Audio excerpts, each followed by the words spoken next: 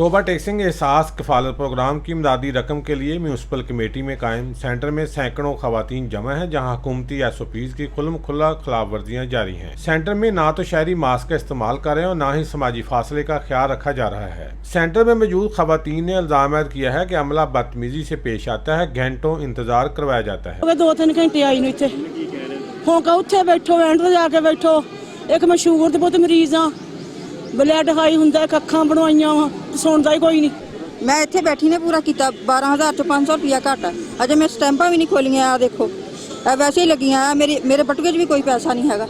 ਜਿਹੜੇ ਆਏ ਬੈਠੇ ਨਹੀਂ ਨੇ ਇਹ ਸਾਨੂੰ ਜ਼ਲੀਲ ਕੀਤੀ ਖਲੇ ਇਹ ਕਦੀ ਕੁਰਸੀ ਅੱਗਾ ਕਰਾਂਦੇ ਨਹੀਂ ਕਦੀ ਪਿੱਛਾ ਪੈਸੇ ਕੇ ਨਹੀਂ ਦਿੰਦੇ ਇਹ ਤਾਂ ਬੈਠੇ ਨਹੀਂ ਕੁਸ਼ਾਂਤਾ ਤੇ ਜਿਹੜੀ ਕਈ ਪੈਸੇ ਦਿੰਦੀ ਉਹਨੂੰ ਪੈਸੇ ਦਿੰਦੇ बैठे। शहरियों ने इंतजामिया से मुतालबा किया है कि कफालत सेंटर में कोरोना SOPs पर अमल दरामद करवाया जाए ताकि कोरोना वबा से बचा जा सके। कैमरामैन अली हैदर के साथ सुल्तान महमूद, टोबा टेक्सी।